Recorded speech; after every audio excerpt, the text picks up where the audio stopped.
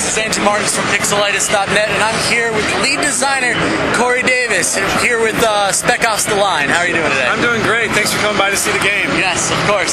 So, Spec Ops has been a franchise for a long time now, and I was wondering how this game fits into that, or if it does at all.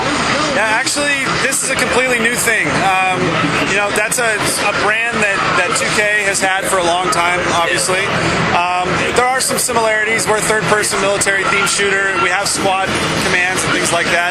But really what we're trying to do is tell a story about a dark journey into the heart of darkness that our characters are going on as they go on a rescue mission into a very surreal environment, which is Dubai, after it's been transformed by cataclysmic sandstorms.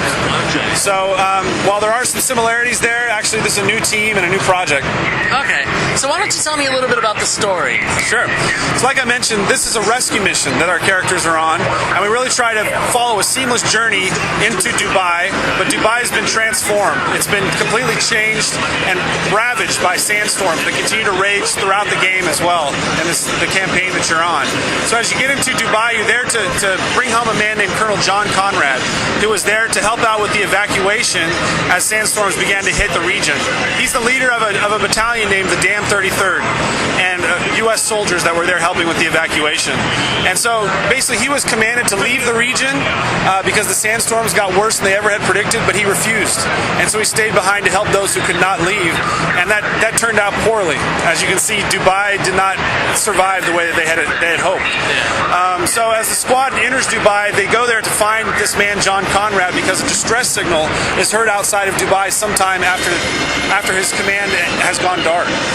So as they get into Dubai and they find this distress signal, the story starts to unravel. They start to find survivors there, multiple different factions, and they're not sure why these events are going on, but they start to have to make some choices that are very heart-wrenching, difficult decisions that they have to make, and the player actually gets his hands dirty with some of those decisions as the commander of the squad. All right.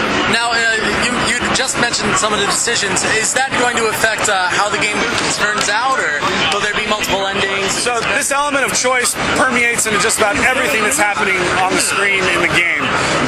But there are these, set-piece moments where we have a big setup for a really important decision that the squad has to make. And so the squad mates themselves are actually a narrative tool. They both portray a different perspective on the decisions that are there. And these are not decisions that are between doing a good thing or a bad thing. Like the decisions that soldiers have to make on the battlefield, typically the decisions they have to make in order to survive, and they have to live with those decisions for the rest of their lives. And they don't turn out the way that they expect. So there is definitely an impact on the way the story plays out, and there are multiple endings to the game. But like I said, choice is an element that we play with throughout the campaign in a lot of smaller ways as well. Now, on Xbox 360, PS3, and PC as well, right? Yeah. There are a lot of third-person shooters out on those platforms. What differentiates Spec Ops from other ones? So I think the thing that first and foremost stands out to me when you just look at any level that in the game is the environment. So Dubai is just this unbelievable, spectacular architectural space that to me has sort of taken the limits of what we can do as a human race technologically just way beyond what anyone could expect. And so Dubai is it gives us tons of inspiration for everything that we're doing.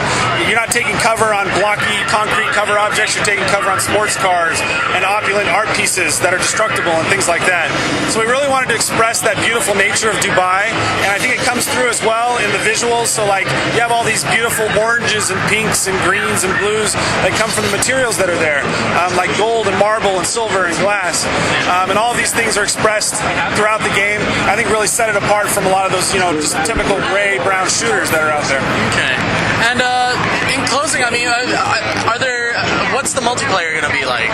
So we're not talking about multiplayer today. I wish we were talking more about it, but we do have multiplayer and in the works. We have a dedicated team on it, and I'm going to be really excited to talk about it here in a few weeks. Okay, very cool.